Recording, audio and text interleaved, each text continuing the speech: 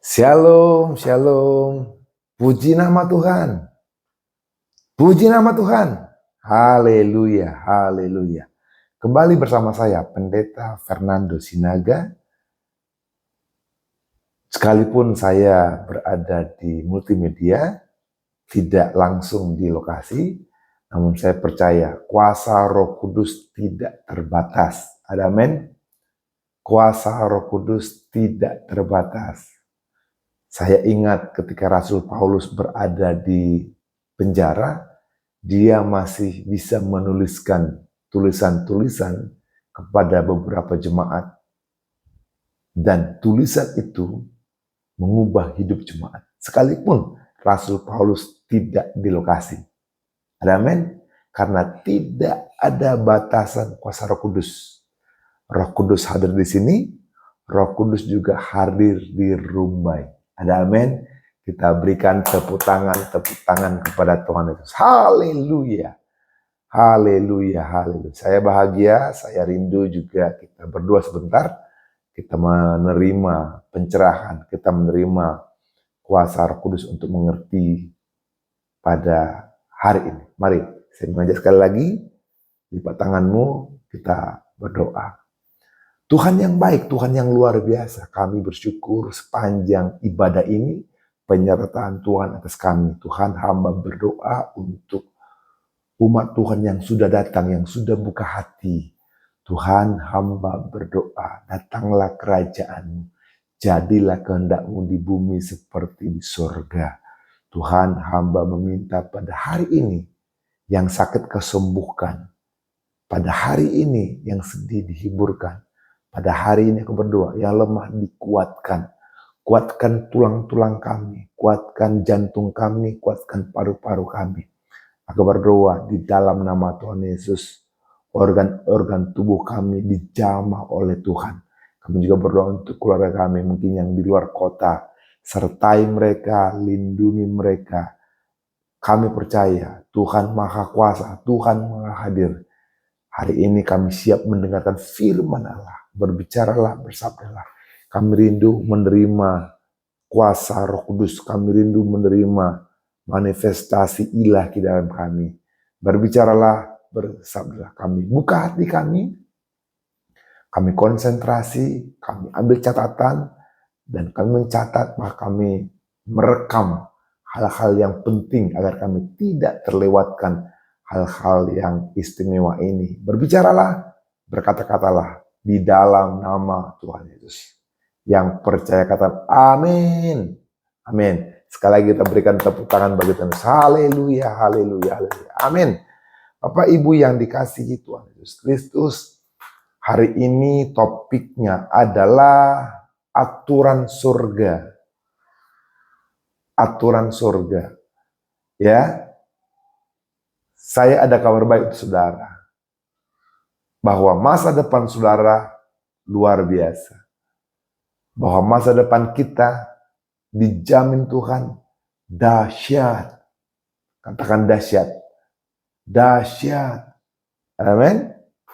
Saya juga mengajak Anda untuk menulis kata-kata yang saya ucapkan. Ada beberapa hal yang penting, ada beberapa hal yang tidak boleh dilewatkan, saya pikir. Percayalah bahwa ketika Anda mencatat ini, Anda menghargai hal-hal yang penting.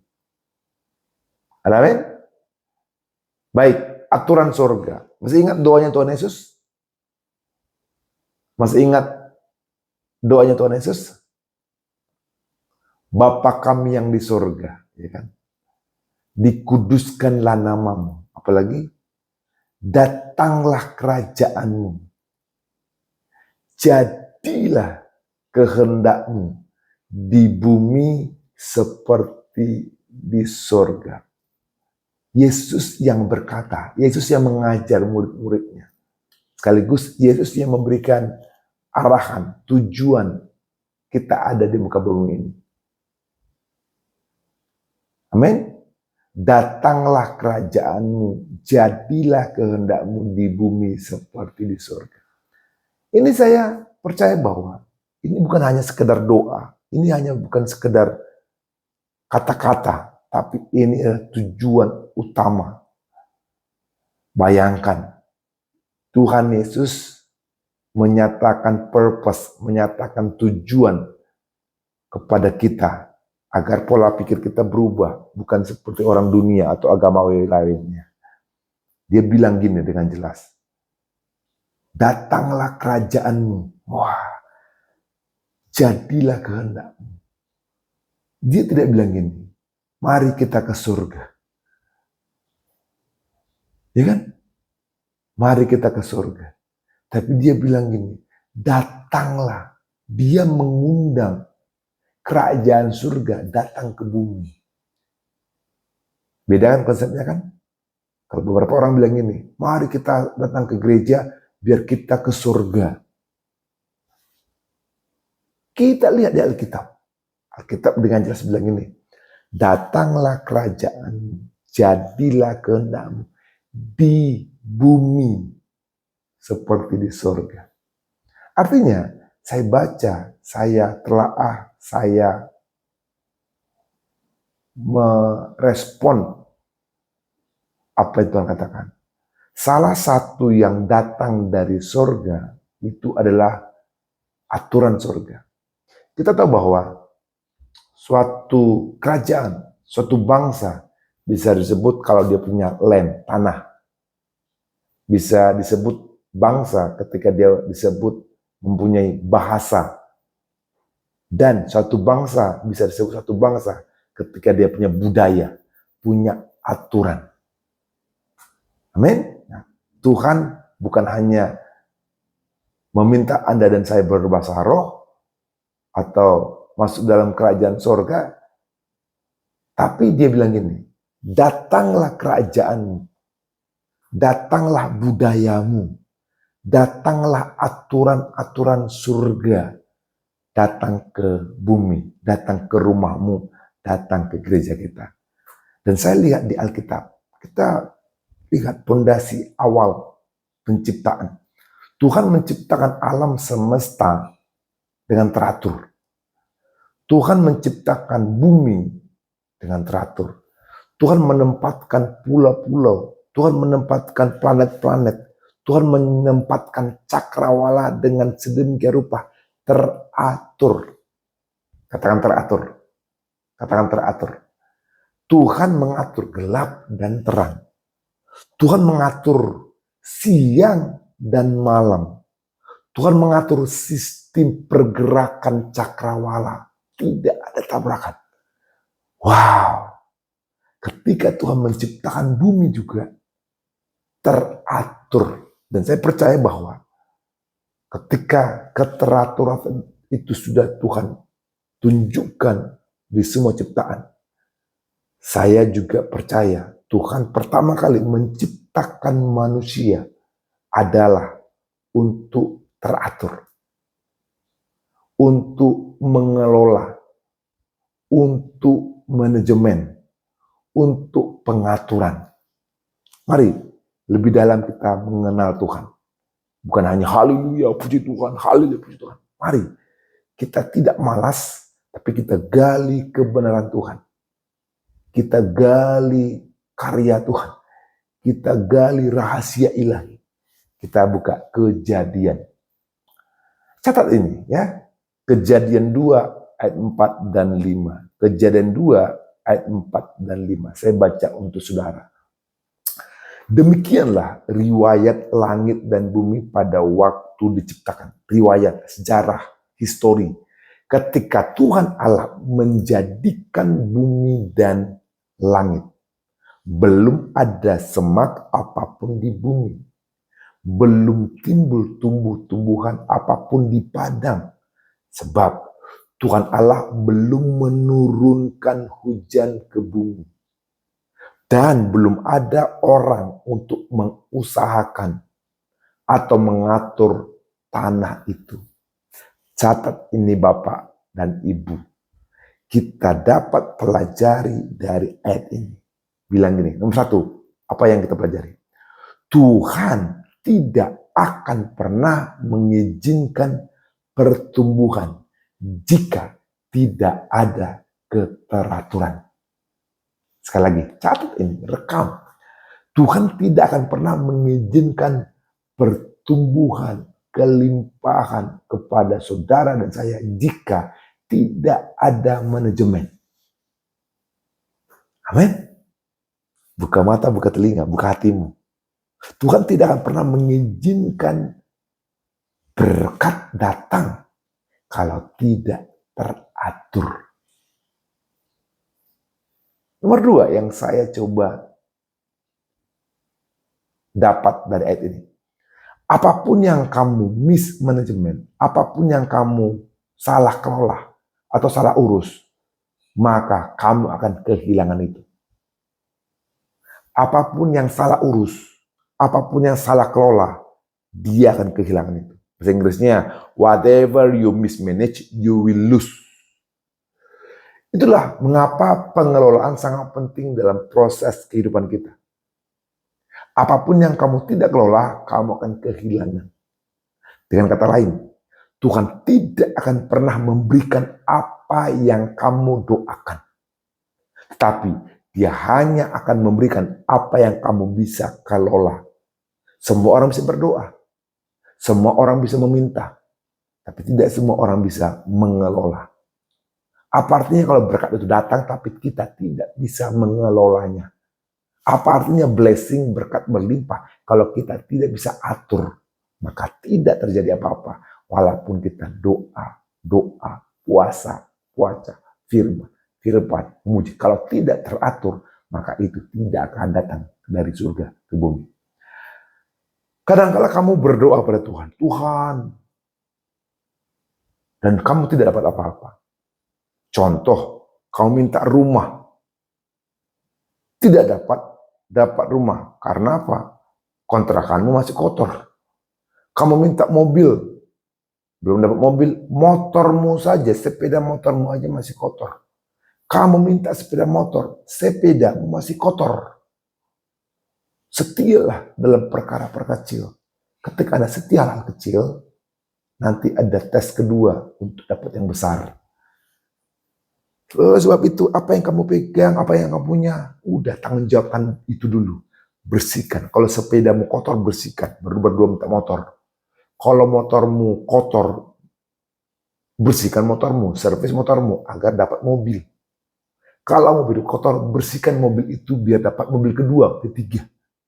Kalau rumahmu kotor, kontrakanmu kotor, kos-kosanmu kotor, udah bersihkan seperti punyamu.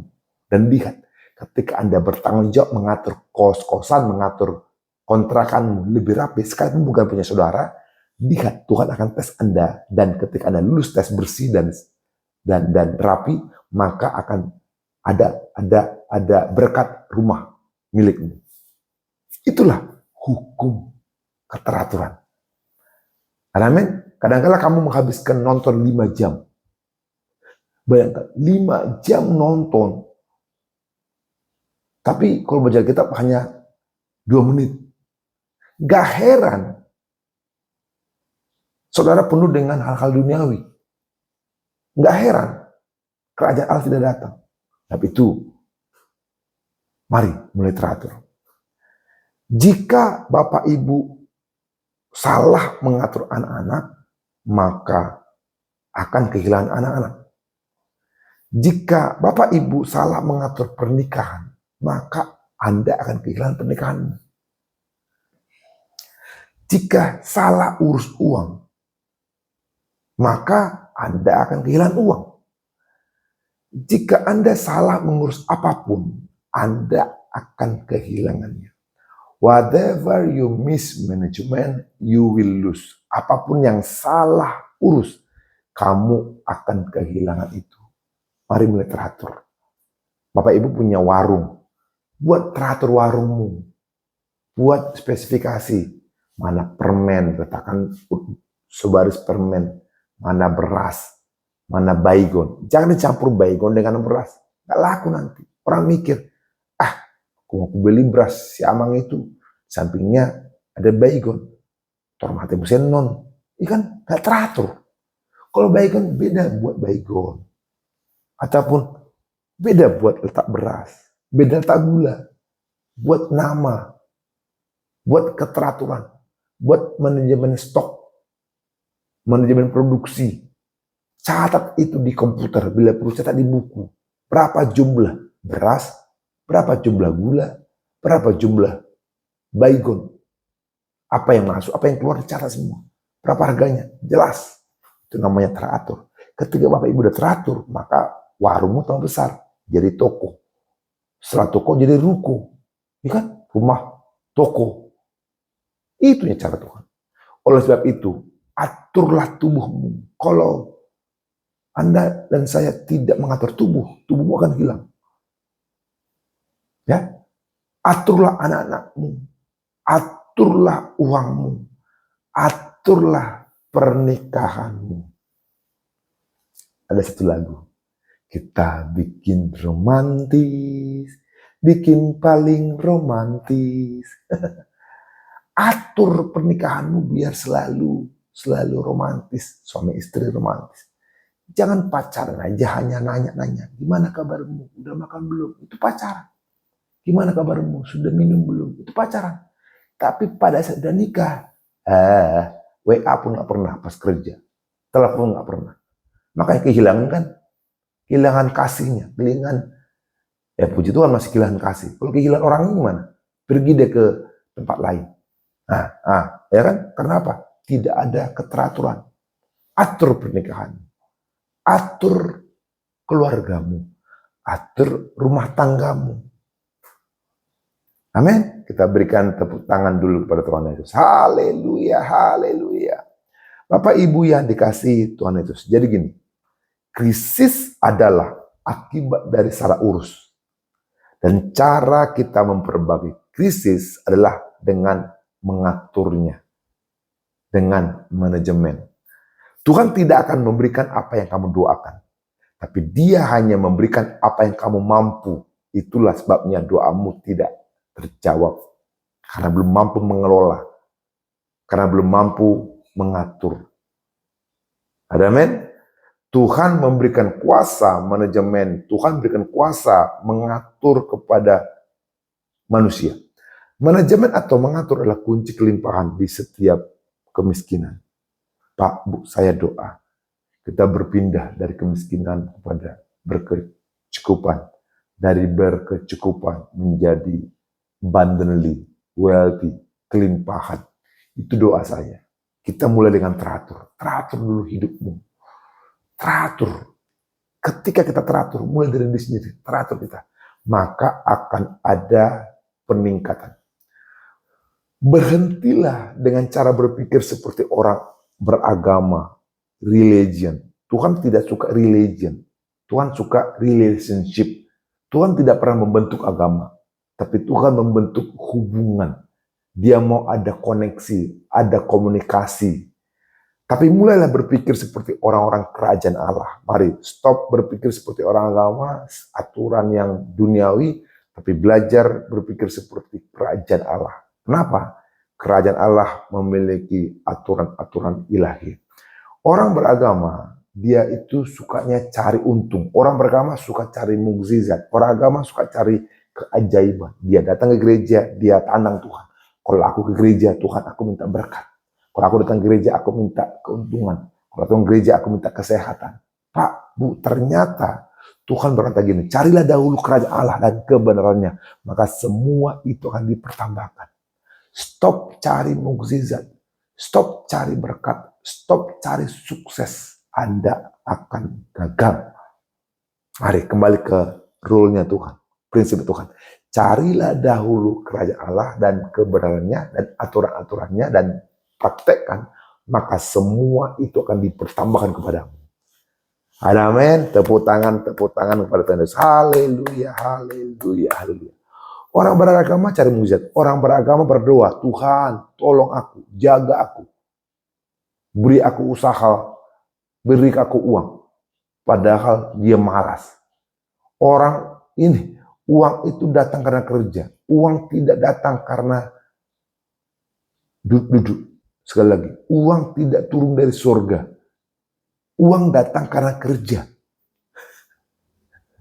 Iya, mau dia pendeta, mau dia penatua. Kalau dia nggak kerja, nggak ada duit. harus kerja. Ya, kadangkala orang ingin dapat keajaiban persediaan, mukjizat mana turun dari surga, uang dari surga. Kadang orang beragama ingin tanggapan segera dari Tuhan. Bahkan jika Tuhan menunda permintaan mereka, mereka mulai mengeluh, bahkan berhenti percaya Tuhan. Itulah agama. Roh keagamaan ini berbahaya dan ini menyebar. Kadang kita memperlakukan Tuhan seperti Sinterklas. Tahu Sinterklas ya?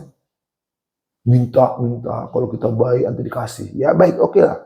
Tapi kadang kita minta Tuhan tuh kita buat posisi Sinterklas. Kita minta hadiah. Kalau kita nggak dapat hadiah, kita sedih. Kita minta rezeki. Kalau nggak dapat rezeki, kita berhenti percaya pada Tuhan. Itu keagamaan. Hari ini kita lihat sejarah.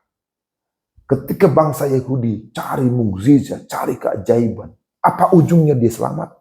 Lihat. Ketika orang Yahudi keluar dari Mesir, mereka selalu mencari tanda-tanda.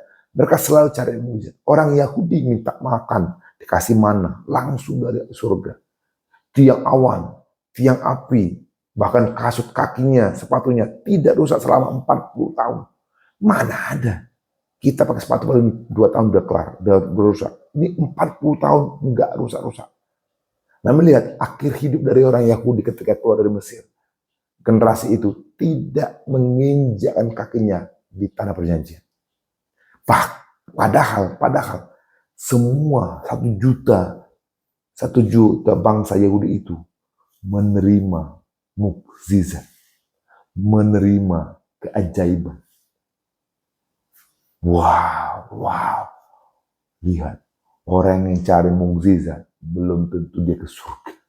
Hari ini saya mengajak seluruh jemaat Tuhan, kita ubah hati kita. Dari pengikut menjadi pemimpin. Dari gelap menjadi terang. Dari anak-anak tumbuh menjadi dewasa. Doa saya itu untuk gereja kita. Ada amin. Tepuk tangan ya Tuhan Yesus. Haleluya. Jangan cari mukjizat. Jangan cari keajaiban. Stop cari mukjizat, stop cari keajaiban. Amin. Mungkin beberapa Anda berpikir Tuhan menyukai mukjizat, mungkin. Namun Tuhan lebih suka saudara dan saya mengatur dan mengelola hidup ini dengan bijaksana. Saya kasih contoh. Katakanlah ada seorang jemaat gereja kita minta, Pak Pendeta ini ya roh mahamu tujabu. Tuh rumah sakit mahamu bahasa. Bereng sama bapak kami. Sudah masuk ICU. Kenapa? Dokter vonis kanker paru-paru. Doakan dulu biar dapat mukjizat. Biar dapat keajaiban. Asal malum, biar sembuh. Tolak dulu kanker ini, Pak Pendeta, Pak Bu. Saya tidak anti doa untuk mukjizat. Saya tidak anti doa untuk keajaiban. Tapi lihat, kalau kita cermat hidup, coba kalau kita berpikir dari awal dengan menjaga kesehatan. Contoh, agar kita tidak merokok. Pak, saya coba cek di Google. Kanker paru-paru adalah kondisi yang disebabkan oleh berbagai faktor. Tapi faktor utamanya adalah merokok. Karena dalam rokok terdapat zat beracun penyebab kanker. Karsinogen yang berisi mempercepat kerusakan sel pelapis paru-paru. Contoh zat beracun tersebut diantaranya adalah nikotin. Bahkan di rokok itu ada tulisan, merokok dapat menyebabkan kanker, serangan jantung, impotensi, dan gangguan kehamilan dan janin. Kalau kita awal mengatur, udah sejak remaja kita atur. Kalau gitu, aku nggak merokok lah. Kalau kita teratur tidak merokok, saya yakin tidak akan ada kanker paru-paru. Jadi kanker paru-paru itu salah satu penyebabnya adalah asap rokok, nikotin. Kalau kita tidak teratur, udahlah nggak perlu, yang penting puji Tuhan. Maka paru-parumu ada nikotin. Nggak ada Pak Pendeta. Lihat, Anda kan panggil pendeta untuk mendoakanmu karena kau kanker. Jadi, jangan balik-balik. Mana lebih mau Anda didoakan menolak kanker, atau Anda atur diri sendiri? Dan berkata, aku stoplah merokok agar sehat jantungku, sehat paru-paruku. Itu teratur namanya. Aku aturlah makanku, aku stoplah dulu kolesterol ini. Ya, biar tidak tersumbat jantungku. Amin. Aku stoplah dulu minum-minum manis-manis ini, Coke ataupun minum-minuman teh manis ini, biar tidak diabetes aku. Teratur. Amin. Pak, Bu, atur hidupmu. Atur gayamu. Atur makananmu. Atur minummu. Anak-anak muda, atur pendidikanmu. Baca, biar banyak tahu. Gali informasi, biar tambah bijaksana. Jangan malas. Orang malas itu kawannya si Bolis. Halo, orang malas kawannya si Bolis. Malas kerja kawannya si Bolis. Malas belajar kawannya si Bolis. Saya berdoa, mari atur hidupmu. Lihat 2 Tawari 29 ayat 5. 2 Tawari 29 ayat 5. Katanya kepada mereka, dengarlah hai orang-orang Lewi. Sekarang kuduskanlah dirimu dan kuduskanlah rumah Tuhan, Allah nenek moyangmu. Keluarkanlah kecemaran dari tempat kudus. Anda diberikan kuasa untuk mengeluarkan kecemaran itu. Apapun itu, Anda yang berkuasa. Kolesterolmu kah? Nikotinnya kah? Anda yang mengeluarkan. Bagaimana caranya? Teratur. 1 Korintus 3 ayat 16. 1 Korintus 3 ayat 16. Saya baca. Tidak tahukah kamu bahwa kamu adalah bait Allah dan bahwa Roh Allah diam dalam kamu? Ya kan? Bait Allah mesti bersih. Bapak Ibu ingat, Yesus pernah marah. Marah itu pemimpin, dia leader. Marah itu wajar karena dia pemimpin. Dia obrak-abrik bait Allah. Kenapa? Berantakan, gak teratur. Saya bersyukur mudah-mudi mulai teratur. Setelah ibadah, dia atur lagi kursi. Dibersihkan lagi gereja. Itu namanya teratur. Amin. Mari kita teratur. Saya coba cari ke definisi dari manajemen. Manajemen adalah penggunaan sumber daya yang efektif, efisien, benar, dan tepat waktu untuk tujuan yang didelegasikan dengan maksud untuk menghasilkan nilai tambah yang diharapkan kembali kepada orang tersebut. Dengan arti ketika Bapak Ibu mulai teratur, mulai manajemen, nilaimu bertambah. Ekonomimu meningkat. Hubunganmu improve, terjadi peningkatan. Pengaturan itu dimulai dari hal-hal kecil di rumah kita. Hari ini ternyata Tuhan mulai mengajarkan everything start from house, everything start from home. Semua dimulai dari rumah. Kalau di rumah Anda rajin, di luar Anda rajin. Di rumah Anda teratur, di luar Anda teratur. Anak-anak muda, rapikan dulu tempat tidurmu. Lipat dulu selimutmu. Kebas-kebas dulu baru berangkat sekolah, baru berangkat kerja. Teratur. Ya, setia dalam hal kecil, setia dalam perkara besar. Start from the little thing. Mulai dari hal-hal kecil. Ya, cara pengelolaan rumah adalah ujian terbesar pemimpin. Tahun depan saya punya tema, saya lagi doa. Doanya seperti ini. Tuhan, upgrade our faith from follower to a leader. tingkatkan iman kami, tingkatkan mental kami dari pengikut menjadi pemimpin. Ya, dari mental domba menjadi mental singa. Ya kan? Dari mental domba menjadi mental singa. Mental domba kan cengeng, rapuh, cepat berganti pemimpin, cari enaknya aja. Dan domba kan terlalu manja. Berubah menjadi sikap mental singa. Sikap yang tidak pernah manja. Singa tetap maju. Singa tetap melangkah.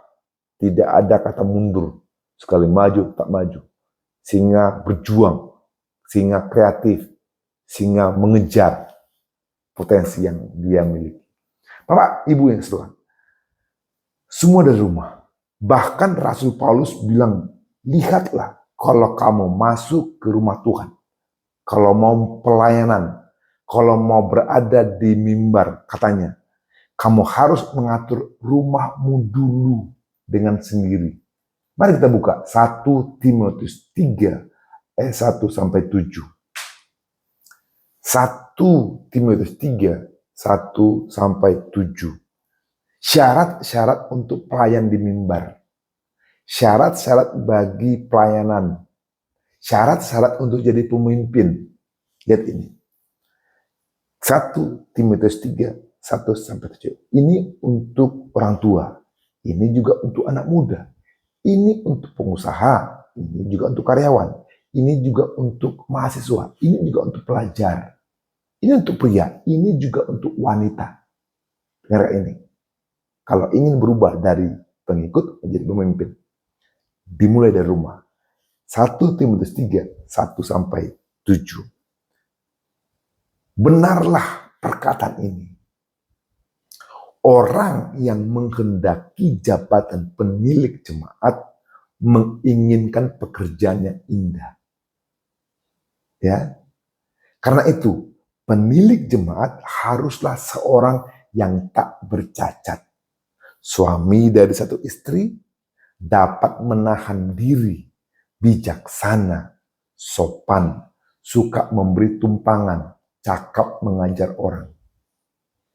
Bukan peminum, bukan minum tua, ya, bukan alkohol, bukan pemarah, melainkan peramah, pendamai, bukan hamba uang. Seorang kepala keluarga yang baik, disegani dan dihormati oleh anak-anaknya. Jikalau seorang tidak tahu mengepalai keluarganya sendiri, bagaimanakah ia dapat mengurus jemaat Tuhan, jemaat Allah? Janganlah ia seorang yang baru bertobat, agar jangan ia menjadi sombong dan kena hukuman iblis. Hendaklah ia juga mempunyai nama baik di luar jemaat, agar jangan ia digugat orang dan jatuh ke dalam jerat iblis. Bapak Ibu yang dikasihi Tuhan, mari kita belajar teratur. Keteraturan itu dimulai dari rumah. Mama saya suka telepon saya, teratur Konando. Itu ketika saya masih single, belum menikah. Sekarang saya teratur. Saya atur anak-anak saya atur rumah saya atur kerjaan saya atur keuangan saya atur masa depan saya atur anak-anak saya masa depannya bagaimana. Saya atur bertemu dengan siapa. Jujur Pak, dulu waktu saya kuliah, teman saya banyak, 1001.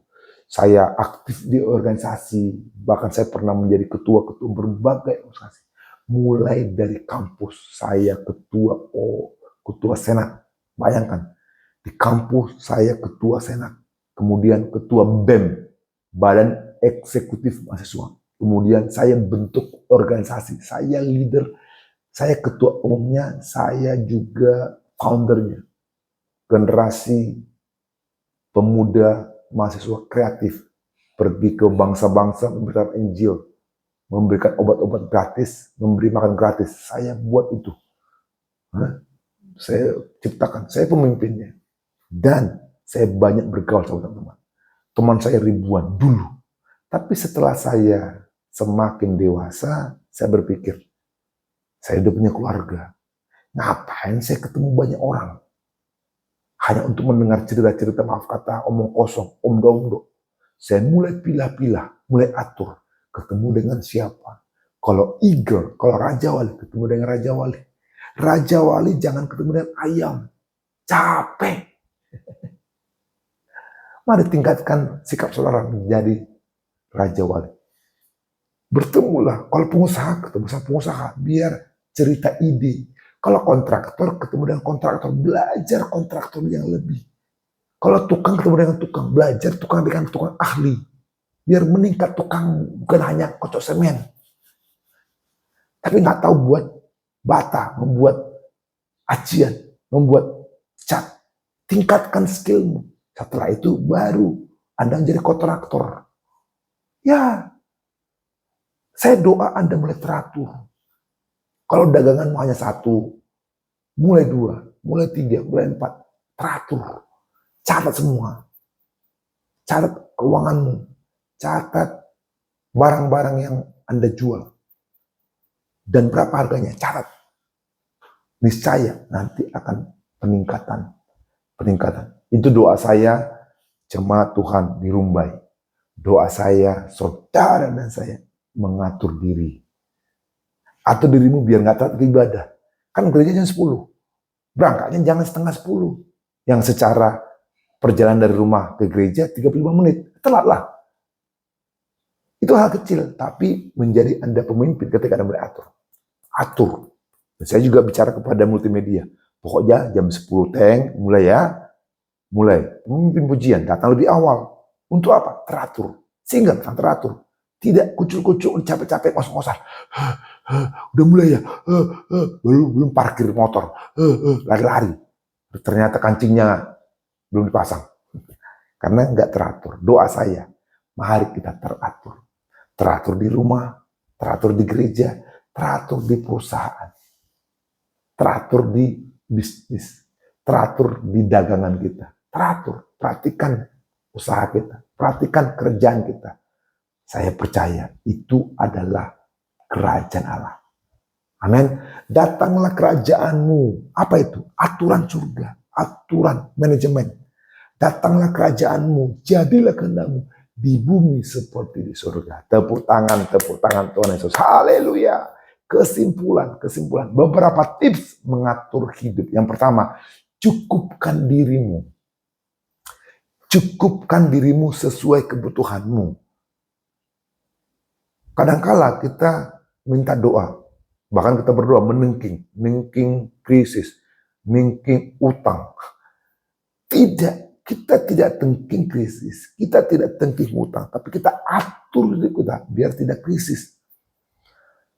Tuhan bilang ini, cukupkan dirimu, jangan panggarung kita, gayamu selangit, uangmu nggak ada. Itu juga temannya simbolis. Ya, bertobat Inang. Bertobat Amang. Bertobat. Jangan gayamu segini, uangmu segini. Lebih besar gayamu daripada pendapatanmu. Amin. Cukupkan aja. Sederhana saja. Cukupkanlah dirimu. Oke? Yang kedua, jangan hidup melebihi kemampuanmu. Artinya gini. Ada orang berusaha bersaing dengan orang lain untuk berhasil dalam hidup mereka. Dan mereka menyakiti diri mereka sendiri dengan memakai baju-baju yang bermerek, dengan baju-baju yang berwarna-warni di luar kemampuan mereka. Jangan berhutang dalam hidupmu. Saya nggak berhutang. Jangan berhutang, nggak baik berhutang. Boleh sih kadang-kadang berhutang, tapi berhutang untuk produktif, contoh buka usaha gitu ya. Tapi sudah di manajemen, sudah diukur utang ini akan menghasilkan. Jangan pula asal-asal utang. Utang yang tidak produktif itu akan membunuh saudara, membunuh keuanganmu. One day, suatu hari nanti saya akan bicara untuk para pengusaha atau pria-pria yang ingin jadi pengusaha atau wanita yang ingin jadi pengusaha. Karena saya berdoa Anda jadi pengusaha sesuai dengan Tuhan mau. Yang ketiga, menarik diri dari hal-hal yang tidak perlu. Itu juga keteraturan. Contoh, Anda ikut arisan. Kalau nggak mampu bayar arisan, apa ikut arisan? Ya, saya bukan anti arisan. Tapi kadang-kala ada bayar pokok ataupun bayar iurannya terlalu tinggi. Sehingga tidak bisa bayar. Ngapain ikut arisan? Istri saya pernah cerita, yang saya ditelepon si A, ngapain? Biar ikut apa ya? Wanita apa ya? Wanita. Saya lupa tuh istilahnya itu. Ngapain aja? Oh katanya tiap Jumat doa, setelah doa makan di mall bintang 4. Terus apa jawabanmu? Dibilangin, enggak ah, makannya aja 500.000 satu piring. Biaya arisannya berapa? Kumpul-kumpul 2 juta. Tiap bulan keluarin 2,5 juta. Hanya untuk foto-foto. Foto dulu. Masuk medsos. Pakai tas. Pakai apa? Pakai baju keren. Foto keren. Amang woy, amang woy. Stop. Puji Tuhan. Istri saya berhikmah. Dia nggak ikut itu. Dia lebih penting diatur anaknya, baju sekolahnya, mandiin anaknya. Menarik diri dari hal-hal yang tidak perlu. Amin. Atur tubuhmu. Hari ini saya mengajak, atur apa yang kau makan. Lihat dulu. Kalau gorengan terus, itu tenggorokanmu kan? Rebusan aja. Sehat rebusan, sayur rebusan, ikan rebusan. Sekalipun rasanya tidak terlalu gurih, tapi sehat bagi tubuhmu. Atur anak-anakmu. Atur dia kapan belajar, kapan doa, kapan ke sekolah. Atur uangmu. Tabung. Atur pernikahanmu. Amin. Pak, Bu, Tuhan tidak mempromosikanmu karena kamu berdoa. Ini statementnya bagus banget nih. Hati-hati nih. Tuhan tidak promosi Anda karena Anda berdoa. Banyak yang berdoa, tapi nggak naik-naik. Kenapa? Holang tamyang. Tapi apa? Nggak usaha. Sedikit nggak kerja, sedikit nggak ada urusan. Ikutlah aku. Martamyang. Saya tanya, dipromosikah? Nggak. Puasa tidak mendatangkan promosi. Saya puasa. Dan saya tahu, bukan puasa itu yang meningkatkan Anda. Meningkatkan keuangan. Kita lihat nanti. Membaca Alkitab tidak mendatangkan promosi. Yang Tuhan mau adalah keteraturan. Tahu kapan berdoa. Tahu kapan puasa. Tahu kapan baca Alkitab. Diatur. Jangan doamu 3 jam di gereja. Tapi berantakan rumahmu. Saya nggak setuju. Jangan kalian puasa di gereja. Sampai 5 jam. Berantakan uangmu. Gak kerja-kerja. Tidak izin dari kantor. Kenapa? Mau puasa gereja. Salah. Hari ini. Seimbang. Teratur. Kelola hatimu. Itu kunci kuasa. Gini ayat terakhir. Mazmur 24 ayat 3 dan 4. Ayat terakhir. Mazmur 24, 3 dan 4. Siapakah yang boleh naik ke atas gunung Tuhan? Siapakah yang boleh berdiri di tempatnya yang kudus? Orang yang bersih tangannya. Kan teratur, membersihkan. Dan murni hatinya. Yang tidak menyerahkan dirinya kepada penipuan. Dan yang tidak bersumpah palsu. Amin. Kita berikan tepuk tangan kepada Tuhan Yesus. Haleluya, haleluya. Mari kembali, kelola hatimu, kelola waktumu, kelola apa yang ada padamu. Aturlah keluargamu, aturlah hubunganmu, aturlah kesehatanmu, aturlah hatimu. Amin. Amin. Kita angkat kedua tangan kita ke surga. Haleluya. Haleluya. Angkat tinggi-tinggi tanganmu ke surga. Saya mau berdoa untuk saudara. Waktunya sudah cukup. Tuhan, hamba berdoa bagi umat Tuhan yang angkat tangan. Tuhan, hamba berdoa bagi seluruh umat Tuhan, pria wanita yang angkat tangan ke surga. Hari ini kami menyerahkan diri dalam tangan-Mu. Kami ingin hidup teratur, Tuhan. Berikan kepada kami kuasa untuk mengatur. Kuasa untuk mengelola. Kuasa untuk range manajemen, kuasa untuk teratur. Tuhan, aku berdoa hari ini tangan-tangan yang terangkat ke surga, yang tidak tahir menjadi tahir, yang tidak kudus menjadi kudus di dalam nama Tuhan Yesus. Aku berdoa, tahirkan hati kami, kuduskan hati kami, menjadi hati yang bersih, tangan yang bersih, pikiran yang bersih. Tuhan, aku berdoa, tunjukkan kepada kami semuanya, bahwa kami punya kuasa untuk menghasilkan, untuk produce, untuk menghasilkan sesuatu. Aku berdoa, mental kami berubah dari mental domba menjadi mental raja wali, mental singa. Aku juga berdoa, mental budak menjadi mental anak. Aku percaya ini terjadi bagi kami. Urapi seluruh jemaat Tuhan. Urapi seluruh jemaat Tuhan. Di dalam nama Tuhan Yesus. Aku percaya yang terjadi, kuasa Allah meningkat atas kami. Yang percaya kata amin. Amin. Kita berikan tepuk tangan bagi Tuhan Yesus. Haleluya, haleluya. Puji Tuhan, haleluya. Shalom, shalom, shalom.